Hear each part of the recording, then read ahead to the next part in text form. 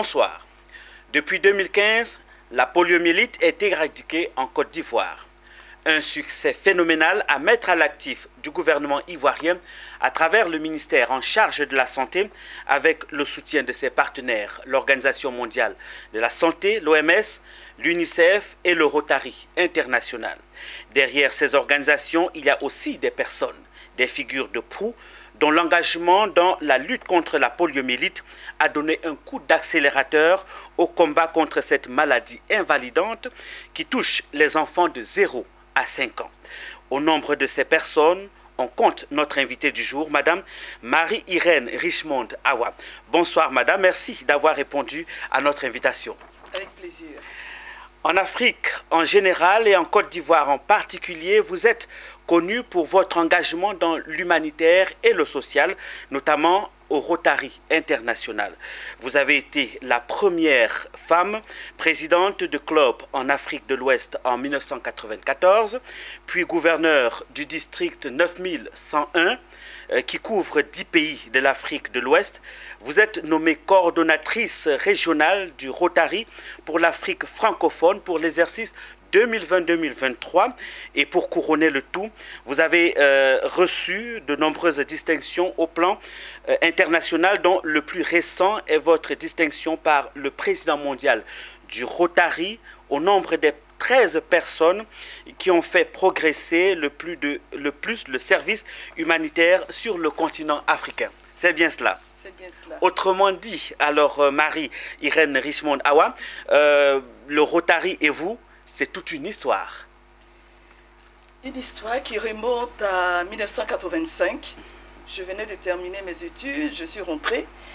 Et à la faveur de la conférence présidentielle du Rotary sur la paix, cette organisation a fait appel à des jeunes qui pratiquaient l'anglais. Pour la simple raison qu'au nombre des participants figuraient beaucoup d'anglophones, notamment des Nigérians et des Sud-Africains. Alors, je suis arrivée et je pense avoir été séduite par les valeurs morales qu'incarnaient ces personnalités. J'étais tout jeune et je les admirais. En 1985, des Sud-Africains se rendent dans un pays d'Afrique subsaharienne, d'Afrique noire, je dirais. Et je les admirais. Je les admirais, ces personnalités-là qui échangeaient, en fait, il y régnait une ambiance empreinte de convivialité et d'amitié. J'ai tout de suite rejoint, sur recommandation d'un de mes frères qui était membre du Rotaract, club d'Abidjan. Il s'agit donc du club parrainé par les Rotary et qui regroupe des jeunes de 18 à 30 ans à cette époque-là. Donc j'ai rejoint le Rotaract. Ça n'a pas été facile parce que nous n'étions que deux dames, deux jeunes filles. Et je pense avoir, par mon travail, par la qualité de mon travail, et avec l'équipe, avec toute l'équipe, j'ai donc assumé la fonction de première présidente du Rotary Club en Afrique subsaharienne. Et ensuite, atteinte par la limite d'âge, il a fallu que... Vous êtes obligé de quitter le Rotaract. De quitter le Rotaract.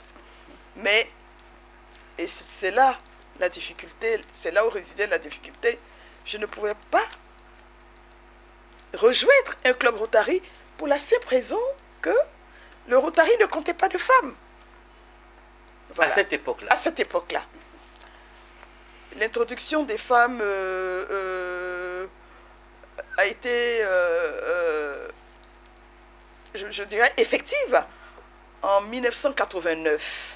4 ans plus tard. En 1989, et ça n'a pas été une sinécure, hein, et d'introduire des femmes. Mais bon, le Rotary suit l'évolution, n'est-ce pas, l'évolution dans le monde.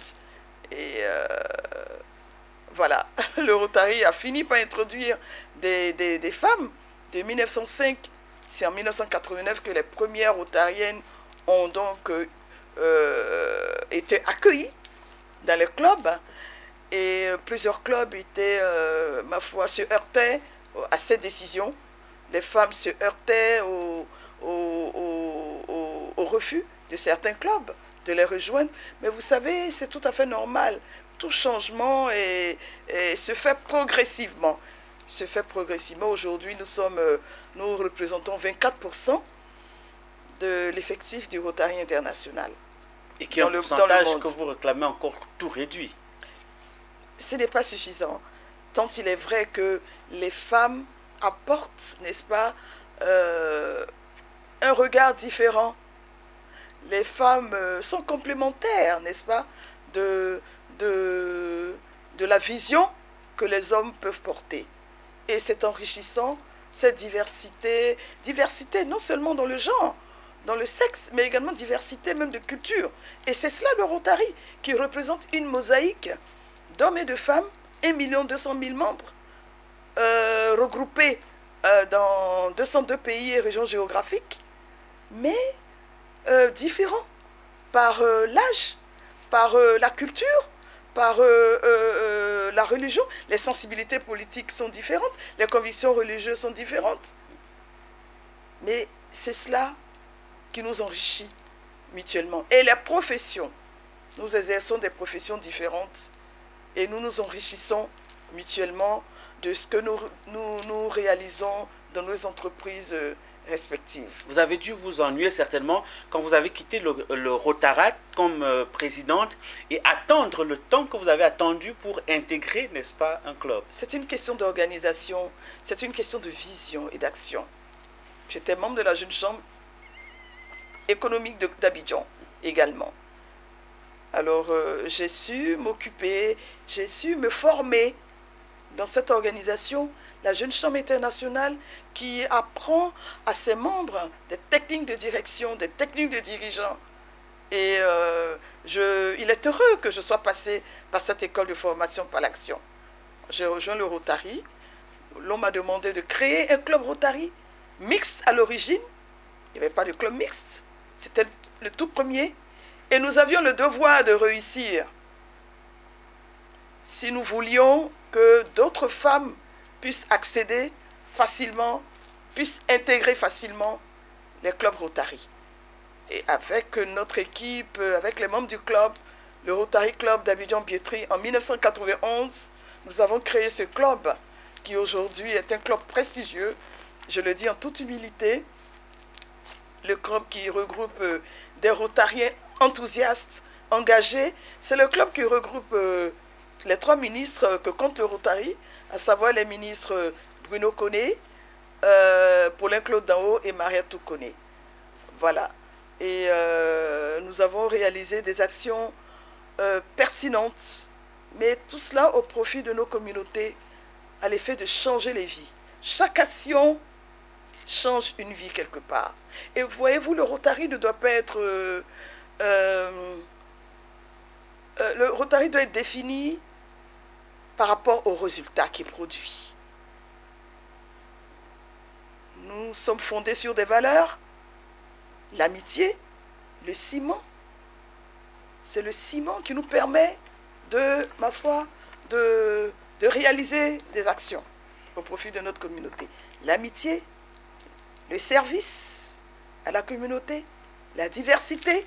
Je vous ai parlé de ces différentes personnes de nationalité, etc., qui, ma foi, se retrouvent au Rotary. Mais également le leadership, l'intégrité et le leadership. À vous écoutez, madame, on a envie de savoir comment fait-on pour intégrer le Rotary? Alors, cela se fait par cooptation. Par cooptation, dans la cité, nous identifions des personnes expertes dans un domaine. Il faut nécessairement être expert dans un domaine bien précis. Je pense qu'il faut être leader dans son domaine. Leader dans son domaine, cela veut dire que le charbonnier, je ne le dis pas de façon péjorative, le charbonnier qui est leader, le meilleur charbonnier, le charbonnier qui est leader dans sa communauté, dans son secteur d'activité, il peut être rotarien. nos mamans, nos sœurs qui œuvrent dans le secteur du vivrier et qui nourrissent la Côte d'Ivoire, elles sont excellentes dans leur domaine d'activité. Elles peuvent nous rejoindre. Le planteur, le meilleur, il peut nous rejoindre. Pendant longtemps, le Rotary a regroupé, je dirais, la crème de la crème des sociétés. Lorsque notre fondateur Paul Harris, cet Américain, a créé le Rotary en 1905, il était avocat. Il y avait un ingénieur en mine, un couturier. Mais c'était les meilleurs de la cité.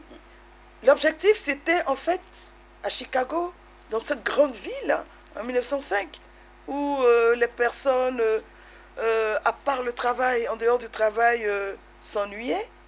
Il était dans une grande ville et il s'est dit, mais tiens, pourquoi ne pas nous regrouper et échanger? C'était l'amitié qui les avait réunis. Et de façon rotative, d'où le nom de Rotary, ils se réunissaient au bureau de l'un ou de l'autre. Et c'est après que l'action humanitaire est venue se greffer sur la motivation qui les guidait à se retrouver. Voilà.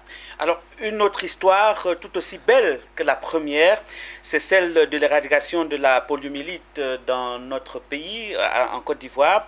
Grâce à votre sens de l'initiative et votre capacité à planifier et à mettre en œuvre, n'est-ce pas, les projets, vous présidez pendant 18 ans la Commission nationale Polio Plus en partenariat avec le ministère ivoirien de la Santé et de l'Hygiène publique, l'OMS et l'UNICEF. Madame, racontez-nous comment vous êtes arrivée à vaincre la polio en Côte d'Ivoire. Une histoire passionnante. Une histoire parsemée d'embûches. Mais c'est cela, lorsque l'on rêve grand, l'on doit absolument se donner les moyens d'atteindre son objectif. De telle sorte que la communauté, ma foi, puisse en profiter, en bénéficier. Alors, permettez-moi de rappeler qu'au nombre des institutions fondatrices, n'est-ce pas, figurent également les CDC, les Centres américains de contrôle et de prévention des maladies, l'UNICEF, d'accord, l'OMS et l'Alliance mondiale des vaccins à travers la fondation Bill et Melinda Gates qui nous a rejoints il y a une quinzaine d'années. La vision a commencé en 1979 avec le Rotary aux Philippines pendant une période de 5 ans, une action parrainée par l'Organisation mondiale de la santé et les Rotariens philippins. La polio, ma foi, faisait 1000 victimes par jour, je dis bien par jour, à cette époque-là. Vous voyez un peu l'émotion et la détresse que nous avons vécue avec la Covid-19. C'était cela la polio. C'était cela dans les années 80 avec le sida. Et en 79, dans les années 80, la polio rendait les enfants handicapés à vie. Quelle tristesse! C'était terrible, terrible. Vous a amené, voilà, pas, à mener ce combat. à mener ce combat. Il fallait absolument vaincre ce virus. Cela n'a pas été facile. D'ailleurs, ce virus subsiste en Afghanistan et au Pakistan, les 2 pays endémiques qui restent endémiques dans le monde. Lorsque le Rotary a lancé son programme Polio Plus en 1985, l'on dénombrait 125 pays endémiques, 350 000 cas de polio par an dans le monde. À cette date, aujourd'hui, 12 mai 2021, on ne compte que deux cas de polio. 2 cas de polio. Voyez-vous, de 350 000 cas à 2 cas. à 2 cas aujourd'hui. un en Afghanistan et un autre au Pakistan. L'Afrique, avec le Nigeria. L'on disait même que le Nigeria était le pays exportateur de virus polio dans les années 2000. L'Afrique est certifiée libre de polio. Depuis la Côte d'Ivoire en 2015, par la volonté politique. Et nous saisissons cette occasion pour remercier le gouvernement ivoirien pour la volonté politique très forte, pour les ressources humaines, les ressources, la logistique, qui nous a permis, n'est-ce pas, de vaincre cette maladie dans notre pays. Et en Afrique, depuis le 25 août 2020, le continent africain est certifié libre de polio. Alors, vous allez entendre que l'on a enregistré des cas de polio ici et là. De façon parsemée. De façon parsemée. Les campagnes continuent, tout simplement parce qu'il n'y a pas d'autre cure. La vaccination, il faut prévenir par la vaccination. Alors, les autres cas, ce sont des vaccins, ce sont des cas de polio dérivés du vaccin. C'est des cas de polio dans des endroits où les enfants n'ont pas été tous atteints, où les infrastructures étaient insuffisantes. Voilà. Mais vous ne verrez plus de personnes souffrant de la poliomyélite. Il y en avait plein, ça courait les rues. Des enfants qui se traînaient à même le sol. Mon Dieu. Des enfants dont la vie avait été déjà gâchée avant qu'elle ne commence. C'est terrible, c'est-à-dire des enfants qui respiraient la tristesse. De les voir, on était saisis d'émotion, de les voir comme ça. Dans nos villages, n'oublions pas, on les cachait dans les cases, au motif que c'était des enfants sorciers. Alors si on les cachait, cela veut dire que ces enfants n'allaient pas à l'école. Vous voyez le drame que vivaient. Pas comme les autres enfants. Ils ne pouvaient pas jouer comme les autres enfants. Ils n'ont pas eu d'enfance, ces enfants. Et le drame, leur avenir était... Ils n'avaient pas d'avenir. Les parents en avaient honte. Quel drame! Et grâce à ce vaccin, c'est une arme. C'est 2 gouttes de vaccin qui procurent l'immunité à ces enfants qui peuvent courir, sauter comme les autres enfants. Nous avons des progrès, des avancées remarquables ont été enregistrées. Puisqu'il y a eu certaines pesanteurs socio-culturelles qui ont handicapé les campagnes contre la poliomyélite dans certains pays, comme le Nigeria. Comme le Nigeria, au motif que le vaccin infertilisait les femmes. Voyez-vous, il a fallu mener justement un plaidoyer efficace avec l'organisation, avec la conférence islamique. Il a fallu, ma foi, rencontrer les chefs religieux, les guides religieux, les associations de jeunes, les groupements de femmes, de telle sorte que tous ces groupes puissent nous rejoindre. Et aujourd'hui, si vous allez au Nigeria, ce sont les guides religieux qui administrent le vaccin aux enfants, tant ils sont convaincus de l'efficacité de ce vaccin. Ce vaccin s'avère efficace. Et protège nos enfants. Et protège nos enfants. Et contribue à leur épanouissement. Au développement durable. À leur épanouissement. À leur épanouissement. Vous parlez avec beaucoup de passion, on le sent dans vos yeux. La Côte d'Ivoire a la chance de vous avoir, justement, parce que vous avez participé à l'éradication. Il n'y a pas que moi, tous les Rotariens. Mais aujourd'hui, on est en face de vous, on a la chance, parce qu'on est en face de vous. Tous les Rotariens sont acteurs de ce succès. Même vous, les hommes et femmes de médias, vous y avez également contribué. Tous les leaders d'opinion. Cette campagne, c'est-à-dire que le résultat est le fruit d'une mutualisation. Voilà, d'une mutualisation d'efforts de tous. C'est la conjugaison de tous ces efforts, ma foi, et nous avons travaillé avec acharnement.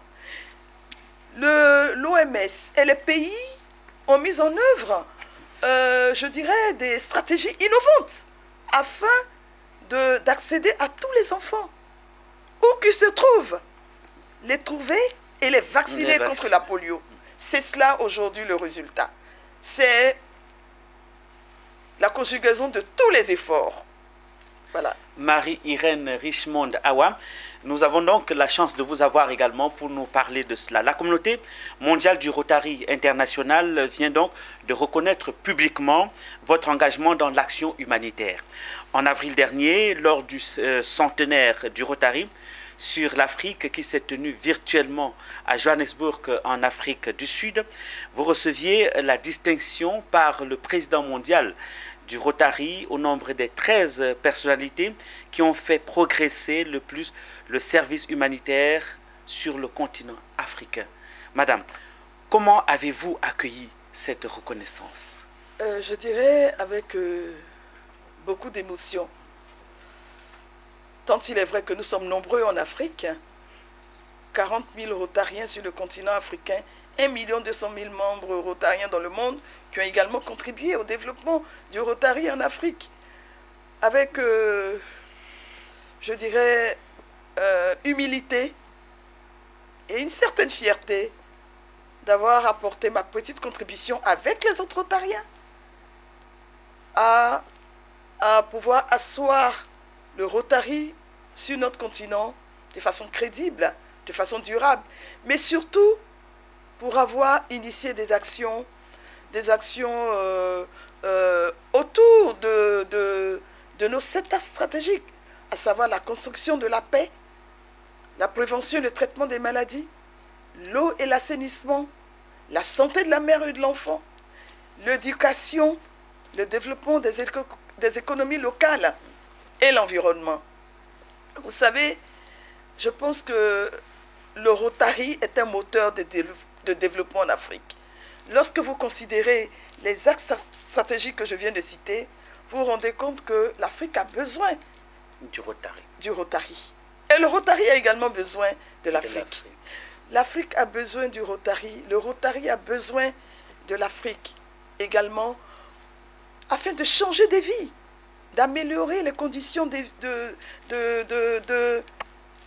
personnes, notamment des personnes les plus vulnérables. Vous savez, fournir de l'eau potable à des populations. Même une petite poignée de communautés, oui. Je pense qu'il faut le faire. Une grande satisfaction morale.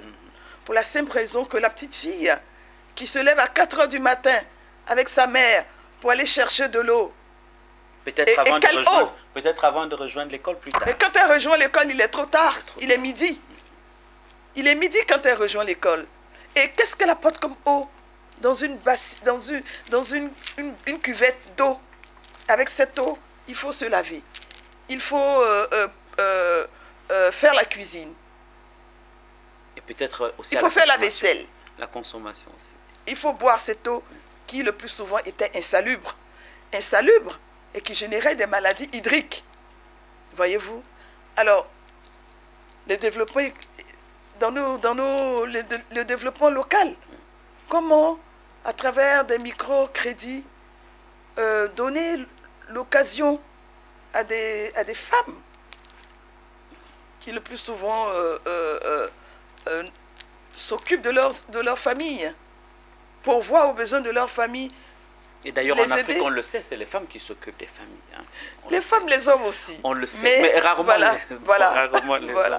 Donc, vous voyez, donc, toutes ces actions, je pense, ont été développées en faveur des populations à travers nos activités humanitaires, culturelles et éducatives également, avec le soutien de notre fondation, la Fondation Rotary, qui représente un peu notre banque et qui transforme les dons des Rotariens en actions durables, en actions pérennes, ambitieuses, pour le bonheur d'aider autrui. Vous êtes passe-gouverneur du district 9101, mais aujourd'hui vous êtes nommée coordonnatrice régionale du Rotary pour l'Afrique francophone pour l'exercice 2020-2023. De quoi s'agit-il réellement et quelle est votre nouvelle mission? Alors, la mission consiste essentiellement à soutenir les gouverneurs de district, à les motiver, à les inspirer, de telle sorte que nos effectifs puissent se développer.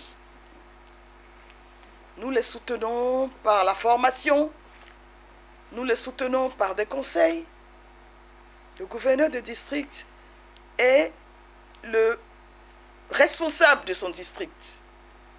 Dans notre district, par exemple, le district 9101, qui regroupe 10 pays, on dénombre 2100 rotariens environ, regroupés dans 92 clubs. Okay. Alors le gouverneur il préside le district. Et les coordonnateurs régionaux, nous représentons le Rotary international. Voilà, nous leur apportons soutien, nous les conseillons sur la manière, sur les stratégies efficaces pour développer les effectifs, pour la simple raison que plus nous serons nombreux, plus le Rotary pourra initier, monter, développer de nouvelles actions, des actions en faveur des populations. Et nous pourrions également soutenir la fondation que j'ai évoquée tout à l'heure pour plus d'actions dans le monde. Des actions entreprises localement, mais également jusqu'au bout du monde. Puisque le Rotary est présent quand même dans 102 pays et régions géographiques. Et nous sommes tous saisis par les idéaux de servir d'abord et changer les vies. Nos actions impactent profondément la vie de nos collectivités. Et c'est cela que nous souhaitons.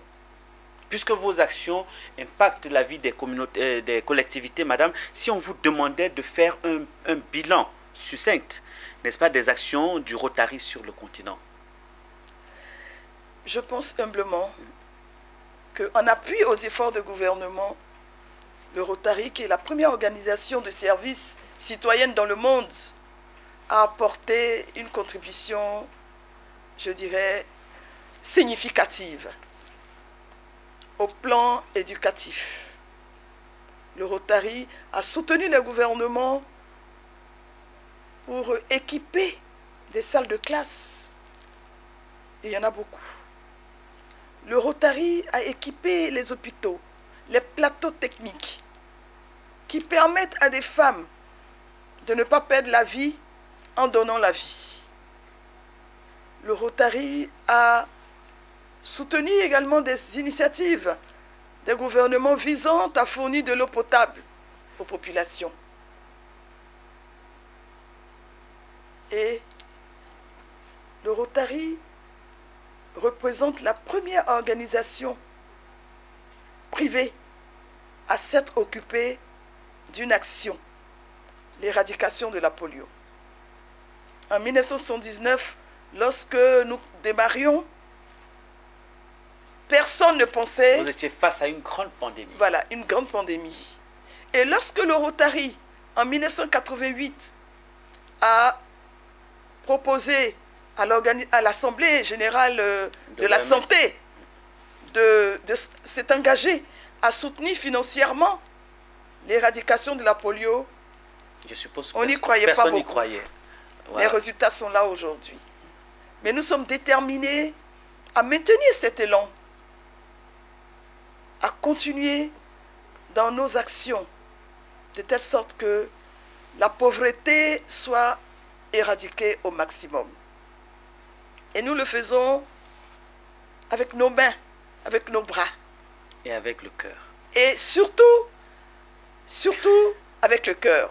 Tenez par exemple, nous avons introduit en 2002 les universités du Rotary pour la paix.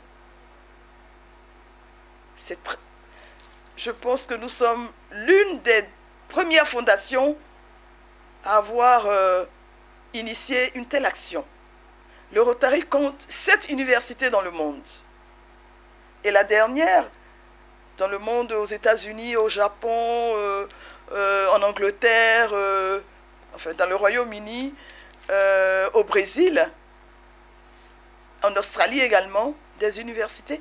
Et la toute dernière vient d'ouvrir en septembre dernier, en septembre 2020, en Ouganda. Et ce sont des universités qui forment des jeunes gens et des jeunes filles. Est-ce qu'on peut espérer avoir une telle université en Côte d'Ivoire? Pourquoi pas? Vous plaiderez pour cela? Pourquoi pas? Pourquoi pas? Pour l'instant, celle de l'Afrique est logée en Ouganda, à Kampala. Et nous octroyons des bourses, plus de 1000 bourses tous les ans, à l'effet de former des jeunes professionnels au maintien de la paix. Alors, ils font un master en relations internationales et lorsqu'ils terminent leurs études, ils travaillent dans les ambassades ou dans les agences des Nations Unies. Nous avons un Ivoirien, par exemple, qui a bénéficié de cette bourse, Dr Oussou Kwame, et qui a travaillé aux Nations Unies, à la MONUSCO, en RDC. Il a travaillé à New York. Aujourd'hui, il est enseignant à l'université d'Abidjan. Marie-Irène Richmond Awa, quels sont aujourd'hui les défis, quels sont les défis du Rotary dans les 10 prochaines années? Le champ humanitaire est vaste. Il est très vaste, vous le savez, et les défis sont très nombreux. Mais vous savez, aucun défi n'est trop difficile à surmonter. Il s'agit de travailler ensemble avec les communautés, avec les gouvernements. Il s'agit de trouver les meilleures stratégies pour que la Covid-19 puisse reculer. Donc il y a la Covid-19. On espère l'implication du Rotary. Nous avons commencé. Moi, je suis vaccinée. Je suis vaccinée et je pense que l'avenir nous le dira. Les réticences des uns et des autres me font penser au Rotary. Au début. Lorsque nous avons lancé avec la polio. Mais aujourd'hui, la polio, cette maladie sera reléguée au musée des oubliettes dans quelques années. Je vous le dis, il ne reste que 2 pays endémiques, l'Afghanistan et le Pakistan. Sur 200 pays, voyez-vous. Et c'est grâce au vaccin. Mais il faut la sensibilisation si nous voulons que la maladie recule en Afrique. Il faut apprendre aux enfants à se laver la main pour éviter pas seulement la Covid, pour éviter toute maladie. Il faut apprendre aux populations à se prémunir contre le paludisme en attendant le vaccin que nous espérons dans les 5 prochaines années au moins. On parle déjà du vaccin puisque vous êtes vaccinée, madame. Le vaccin contre le palu, on veut dire. Ah d'accord, ok. Contre le palu. Okay. Il faut que nous changions de mentalité, de comportement par rapport à la maladie. Éviter les maladies hydriques. C'est-à-dire les maladies liées à l'eau. Les maladies liées à l'eau. Il faut prendre en charge sa santé et se rappeler que la sauvegarde de la santé, c'est l'affaire de tous. Et que chacun devrait s'impliquer dans sa sauvegarde. L'éducation que nous donnons à nos enfants. Il faut leur apprendre à être propres, à vivre dans un environnement favorable à la santé. Voyez-vous, nous avons plusieurs défis. La paix. La paix. Et les Rotariens ont une grande expérience de résolution des conflits. Nous avons, à travers nos secteurs stratégiques, l'environnement, nous devons planter des arbres. Apprendre à nos enfants à respecter l'environnement. Déjà, à ne pas salir sa maison. Et encore moins lorsqu'on sort de sa maison. À être propre. La santé, l'eau potable, fournir de l'eau potable dans le village le plus reculé, pas seulement en Côte d'Ivoire, mais dans le monde. Garantir un avenir de santé, garantir une éducation de qualité,